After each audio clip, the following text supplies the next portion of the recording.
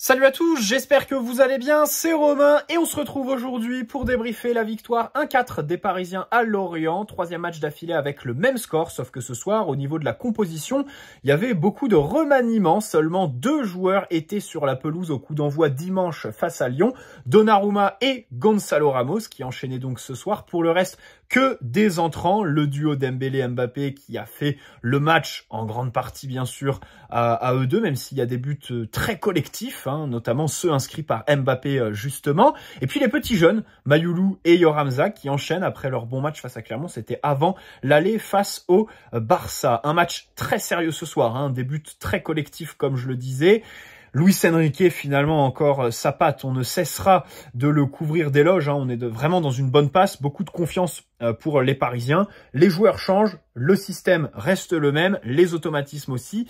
Et ça fait quand même des buts comme ce quatrième où tu vas d'un côté à l'autre, d'un bout du terrain à l'autre. Et ça donne beaucoup de beauté. Quelque chose pour illustrer la confiance des Parisiens. Encore ce soir, le match est bouclé à la demi-heure de jeu. 19e et 22e pour les 2 premiers buts. Alors, c'est vrai que ça va un peu moins de soi que face à Lyon, où on avait, déjà c'était plutôt 3e et 6e minute, l'entame était vraiment parfaite. Même face au Barça, malgré le but en question, on faisait vraiment une bonne entame. Là, ce soir, c'est un peu l'inverse. On fait une entame très moyenne, beaucoup de pertes de balles. Dembélé qui rate tout jusqu'à son ouverture du score, finalement comme la semaine dernière face au Barça. Mbappé aussi qui fait quelques pertes de balles. Nuno, Likanguine. Et au final, tu réussis quand même à inscrire 2 buts en 3 minutes quand tu allumes l'interrupteur. 2 très jolis buts. Voilà, alors un premier assez individuel de la part de Dembélé, malgré une grosse récupération de Mayoulou juste avant. J'ai bien aimé son travail à la récupération, surtout en première mi-temps. Il gagne un nombre de duels qui est quand même très important, Mayoulou. Donc c'est de très bon augure pour la suite. À voir quelle suite justement pour lui, parce que quand je vois qu'il est titulaire ce soir et quand je le vois toucher le ballon, je me dis, le problème c'est qu'il est en fin de contrat dans 2 mois, quoi. Faudrait signer le contrat. J'espère que ce temps de jeu ne va pas servir à rien et qu'il va pas nous la mettre à l'envers.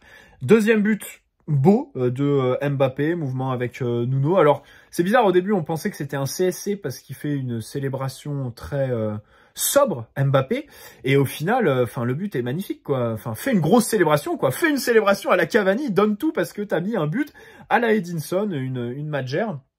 Donc on rentre au vestiaire avec l'avantage de 2-0. Il y a un gros arrêt de Donnarumma. De toute façon, en Ligue 1, voilà, il est toujours très fort. Mais là, sur sa ligne, sur ce corner, c'est vraiment une parade exceptionnelle avec un ballon très très proche de lui. Et puis au retour des vestiaires, donc voilà, tu triples la mise avec ce petit pont magnifique de Mbappé pour le doublé de Dembélé, son premier au PSG, déjà 4 buts, 14 passes décisives cette saison. Ça fait très plaisir de voir Dembélé enchaîner les statistiques, surtout à ce moment de la saison. C'est très bienvenu, bien sûr. Et puis le dernier but, pas mal de Mbappé, avec donc ça part de Skriniar, ça passe par Ethan Mbappé, l'autre côté. Kolo Muani aussi, qui est à la passe décisive. 2 minutes avant, il avait bien lancé aussi Mbappé sur un autre contre. Bon, c'est bien, ça dénote avec tous les autres ballons qu'il a touchés ce soir, Kolo Muani, parce que voilà, les autres étaient vraiment catastrophiques. Il y a le contrôle trop long dans la surface sur le centre en retrait de Dembélé. Il y a un contre qu'il lance n'importe comment, il va s'empaler dans un défenseur lorientais. Il y a des passes qui étaient mal dosées, vraiment un joueur qui met pas un pied devant l'autre. Alors, c'était pas trop la surprise du 11, parce que son match dimanche était plutôt mauvais. Par contre, Ugarte aussi, qui est sur le banc, il rentre. Bon, il fait une entrée, c'est pas celui qui s'est montré le plus, mais ce soir, les entrants n'ont pas vraiment gagné de points. Alors, Kolo s'en sort avec une passe décisive. Finalement, celui qui m'a le plus plu et qui, je pense, aux yeux de Luis Enrique a gagné le plus de points, c'est celui qui devrait partir avec son frère, c'est Ethan Mbappé, puisqu'on a des bruits comme quoi il devrait pas prolonger, parce que, avec le clan Mbappé, c'est compliqué depuis l'annonce de Kylian. Mais c'est vrai qu'Ethan fait une entrée plutôt intéressante ce soir. Des mouvements, alors il y a l'occasion de but, mais aussi certaines conduites de balles, remontées, très intéressantes, même sans ballon, des placements. Donc voilà, moi c'est le remplaçant. Alors après c'est pas compliqué, parce qu'à côté, ceux qui rentraient, c'était Mukiele, complètement absent sur le but l'orientais, sur une autre action où Donnarumma le sauve. Carlos Soler, je n'en parle même pas, Kolo Muani, j'ai déjà étayé. Et puis donc Ugarte. Bon bref. Donc voilà, un PSG très sérieux. C'est vrai que défensivement, tu as eu beaucoup de déchets en première mi-temps. Ça, il faut y travailler parce que c'est des joueurs, c'est sûr. Le truc, c'est que le but qu'on encaisse, c'est avec un alignement défensif, Ethan Mbappé, Nordi Mukiele, Milan Skriniar et Yoram Zag. Autant vous dire que le but, on peut le qualifier d'anecdotique. Par contre, le déchet technique de Dembélé en première mi-temps, de Mbappé, même si Mbappé, il a pour lui de se reprendre, hein, puisqu'il fait les efforts plusieurs fois, notamment sur ce tacle un peu fou. Bah, c'est juste après son premier but, si je dis pas de bêtises. Et là, je me suis dit, bah, ah ouais, confirmation, c'est bien Edinson Cavani. Le mec perd un ballon et court jusqu'à sa surface, fait un bon tacle pour le récupérer. Donc, ça fait très plaisir de voir Mbappé aussi investi, qui fait un gros match ce soir encore. Pardonnez-moi, mais je pense que c'est à mettre en relation avec la mise au banc. Hein.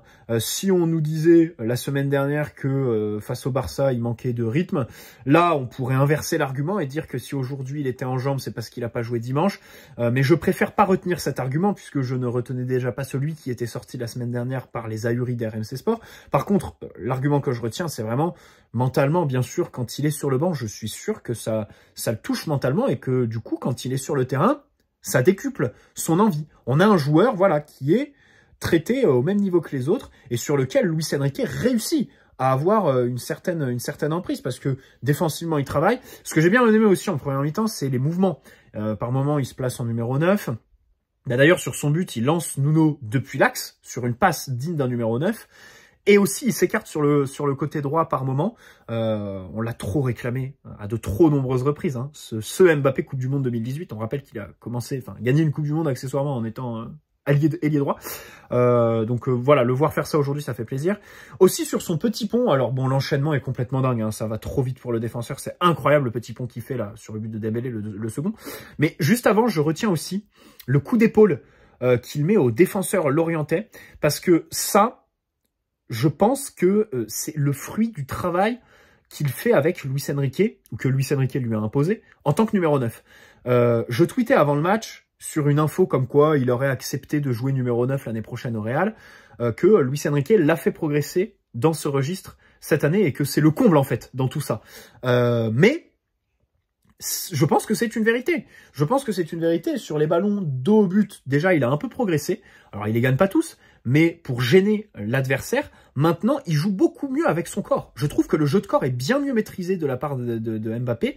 Et ça, bien sûr, bah voilà, quand t'es numéro 9, avec des défenseurs qui sont un peu plus rugueux qu'un latéral droit, plus de densité aussi dans ces zones-là, bien sûr que t'es amené à jouer avec le haut de ton corps, et il l'utilise beaucoup mieux. Un axe de progression qu'on pourrait noter pour faire le bilan de Luis Enrique à titre individuel sur Mbappé. Voilà, Mbappé lui devra ça. Bon bref, pour revenir, Kolo Muani et Ugarte, j'aimerais m'arrêter 2 secondes sur les deux là, parce que j'espère que la Copa América pour l'un, l'Euro pour l'autre, vont être une bouffée d'air frais. Hein, parce que là, on a 2 joueurs qui sont sur un déclassement assez dingue. Ugarte par rapport à son début de saison où il jouait beaucoup et très bien. Kolo Muani où il était quand même titulaire sur les 6 matchs de poule de Ligue des Champions. C'est quand même pas rien. Là, bon, même si ce soir, on a retrouvé le Gonzalo Ramos qui, lorsqu'il est titulaire, est différent, disons, de lorsqu'il est remplaçant. Et puis surtout, quand il marque pas, c'est un joueur où tu as quand même peu de choses à sortir de ces matchs. Mais ceci dit, enfin, Kolo Muani met pas un pied devant l'autre, quoi. En attaque, je pense que c'est celui qui est le plus susceptible de partir cet été. Et pour revenir sur le débat un peu avec Ugarte, disons que sur les deux, ça peut paraître dingue, mais j'ai plus confiance en Ugarte pour inverser la tendance qu'en Kolo Muani. Alors vous me direz, Kolo Muani, ça peut être plus facile qu'Ugarte, parce qu'il suffit de marquer, d'enchaîner les buts et de reprendre confiance. Hein. Ça paraît être une science exacte. Mais cet été, on va recruter dans ce secteur-là. Il va y avoir Gonzalo Ramos, Dembélé, Barcola. Ça va être très difficile pour lui. Au milieu de terrain, je me dis que, oui, bien sûr, il faut recruter aussi. Hein. Mais voilà, Ugarte va faire une Copa América avec Marcelo Bielsa. Il est plus jeune aussi que Kolo Muani, plus d'axe de progression, parce que c'est vrai que Kolo, ça commence à faire, hein, 25 ans. Hein. Là, il s'en va sur ses 26. Bon, ça peut être aussi un argument à utiliser en sa faveur, le fait qu'il ait commencé sa carrière très tard, qu'il ait eu une formation très bizarre, où il a dû être extrêmement résilient, et du coup peut-être que ses qualités ne sont pas à sous-estimer aujourd'hui étant au fond du trou. Après, je pense quand même que le costume est sûrement peut-être trop grand pour lui. Bref, c'est pas trop le sujet. Bon, pour revenir sur ceux qui jouent ce soir, Mayulu, comme je l'ai dit, bon techniquement, sur les récupérations sans ballon, très bon travail. Il y a une passe décisive donc pour Dembélé. Yoram Zak, c'était plus compliqué, notamment en première mi-temps. Hein. Il s'est fait malmener sur le côté. Il y a des moments, c'était un peu compliqué. Le tacle en fin de mi-temps, où le Lorientais ne tombe pas. S'il tombe, il y a pénalty, c'est sûr. Bon, ça a été un peu plus compliqué pour lui que face à Clermont. Pourtant, il était dans des dispositions un peu meilleures sur le côté droit. Il retrouvait son côté préférentiel puisqu'il était à gauche lors de son premier match. Skriniar et Hernandez, bon, pas grand... Enfin, je crois que sur la tête de Bakayoko sur l'arrêt énorme de Donnarumma, c'est Skriniar qui perd le duel.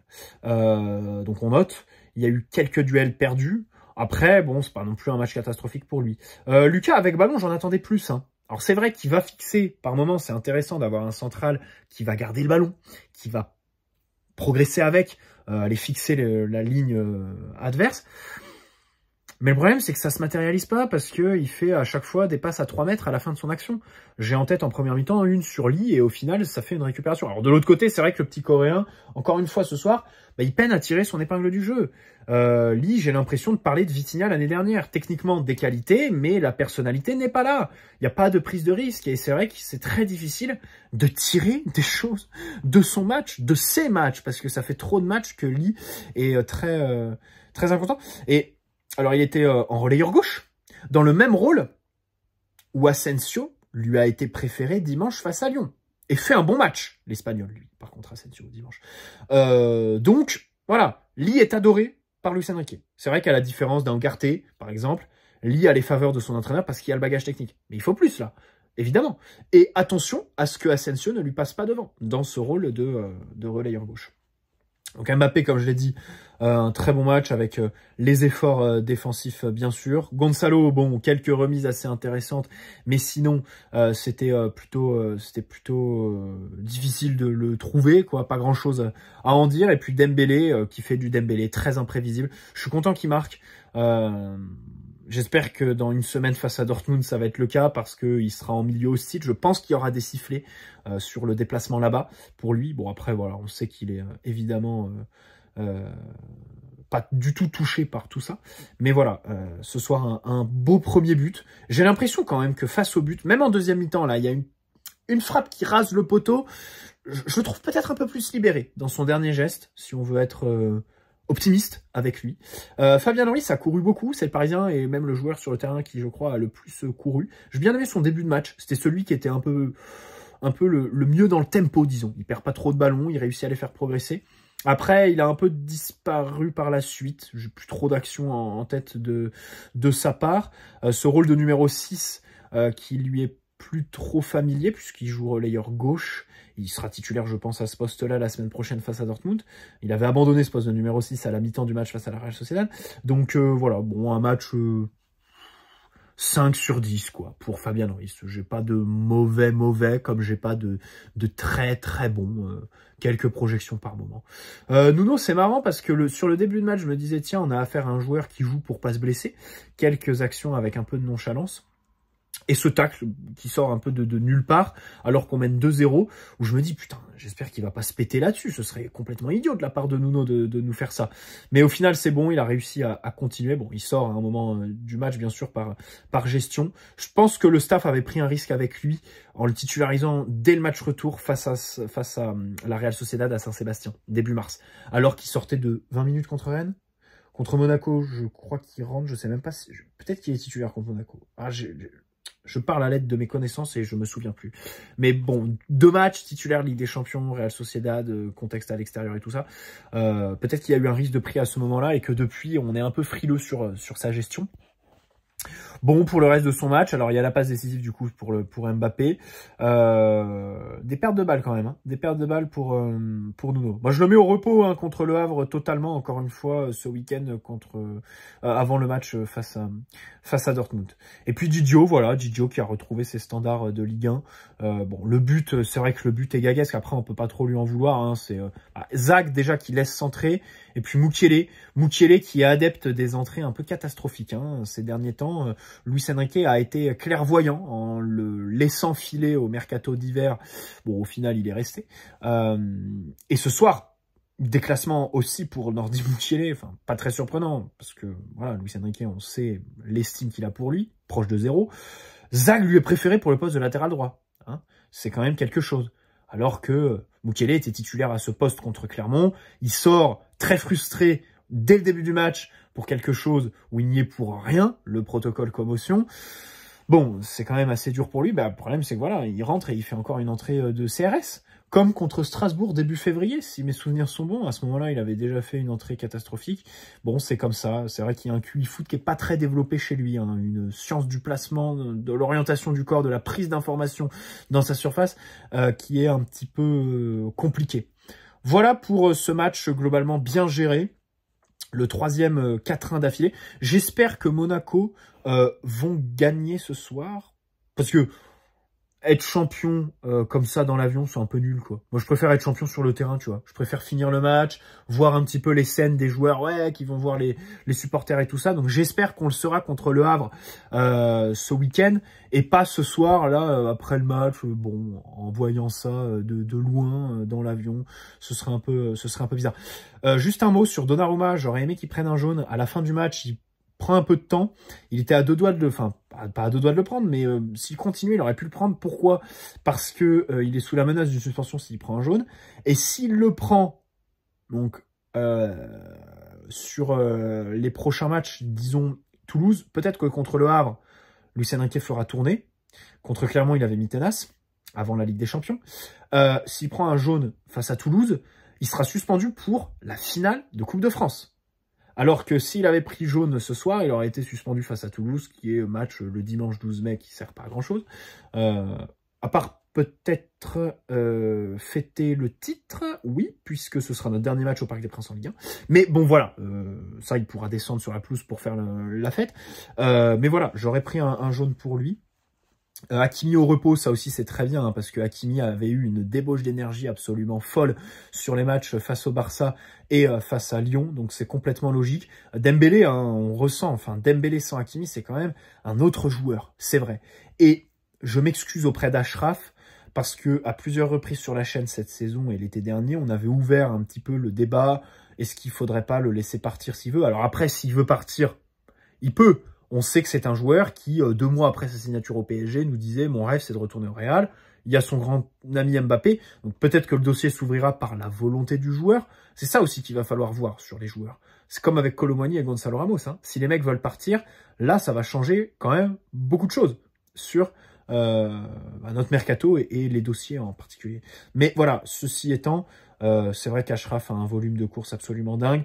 Un vrai retour de la CAN. Hein, alors, dans l'immédiat, il lui a fallu un bon mois pour s'en remettre. Mais là, il a retrouvé une forme. Et c'est rare d'avoir des joueurs qui, en pleine saison, coupent pour aller à la CAN. Déception quand même. Mentalement, ça a pris un coup avec l'élimination prématurée face à l'Afrique du Sud pour les Marocains. Et au final, il réussit quand même à revenir. Mentalement, physiquement, au meilleur des moments. Donc ça fait très plaisir. J'espère que ça va continuer sur cette lancée. Marquinhos, Vitinha, Warren qui était aussi laissé au repos ce soir. Donc ça, bien sûr, c'est tout à fait logique. Grosse gestion de la part de Luis Enrique. Et donc on va retrouver Le Havre avec leur président qui s'était plaint du fait qu'on décale le match face à Lorient. Oui, parce que c'était dans l'entre-deux-matchs Ligue des Champions. Bon, j'ai hâte de voir qu'est-ce qu'il va penser du match samedi, où on va mettre encore une fois une équipe bis, hein, et hâte aussi de voir les excuses si son équipe ne remporte pas de points après avoir perdu en ayant été en supériorité numérique face à nous au match aller. Plus de 80 minutes, si je dis pas de bêtises. Bref, bonne soirée à tous. N'hésitez pas à poser un like si cette vidéo vous a plu. Il y a quelques infos mercato ces derniers temps. Hein. Osimhen qui est encore revenu, mais Osimhen, c'est un journal napolitain qui sort ça. C'est pas vraiment confirmé par les médias français. Donc là-dessus, il faut prendre un peu des pincettes parce qu'on a l'impression qu'il y a eu une prolongation avec un salaire de zinzin, surtout une clause libératoire à 120 millions. Je pense à un accord avec De Laurentiis pour un départ cet été. Et au final, ils se rendent compte que le mec, il attire un peu moins, notamment en Première Ligue, que l'année dernière. Et il faut essayer de le valoriser. Peut-être qu'on utilise le PSG à ses fins. Et je l'espère. Et je l'espère aussi. Parce que, voilà, à ce poste de numéro 9, on a déjà assez dépensé. Et je suis pas sûr qu'Osimhen soit vraiment le joueur qui change absolument tout dans cette configuration du PSG de Luis Enrique. Bernardo Silva aussi qui est revenu. Lamine Yamal, les gars, on a fêté le retour de Dominique Sévérac, le grand Doumé, qui a signé son premier article mercato de la saison, et ça promet parce qu'il nous dit qu'on est prêt à mettre 200 millions sur Lamine Yamal. J'ai aucun doute sur le fait que le PSG s'intéresse à un crack intersidéral comme Yamal, 16 ans, bien sûr. Comme tous les clubs, vous me direz. Voilà, City s'intéresse à tous les cracks, Moussiala par exemple. Mais pour un journaliste qui en plus a la réputation de ne pas être fiable, qui s'est fait humilier sur la place publique par Mbappé l'année dernière quand il avait dit oui, ça y est, Mbappé va partir au Real dès cet été. Bon, ce genre d'information, je suis pas sûr que ça aille dans le sens d'une crédibilité pour toi et ta rédaction. Voilà. Après, c'est vrai que Lamine Yamal, peut-être qu'à l'instar de Neymar, si tu réussis à convaincre le père, tu peux faire quelque chose. Bon, là, c'est mon côté naïf, candide, qui parle. Mais bon, le PSG a réussi à dénicher et Neymar et Lionel Messi de Barcelone. Tout est possible. Ceci dit, aujourd'hui, on n'en est qu'à un pauvre article de ce bon vieux Doumé Sévérac qu'on embrasse, qu'on adore. C'est le retour du folklore du mercato. Bref, mais dans tous les cas, il y a aussi beaucoup de terrain ces derniers temps au PSG. Bonne soirée à tous. N'hésitez pas à poser un like si cette vidéo vous a plu, vous abonner si ce n'est pas déjà fait. Et donc, on se retrouve samedi pour débriefer le match face au Havre. Avant, je ne sais pas si je pourrais faire une vidéo. Parce que ces derniers temps, je suis déménagement partiel, tout le bordel. Donc la totale. Donc samedi, Le Havre sûr. Et puis ensuite, on fera quand même un avant-match, bien sûr, pour Dortmund, qui est quand même un gros match. Ciao les amis, prenez soin de vous et on se dit à très vite. Ciao.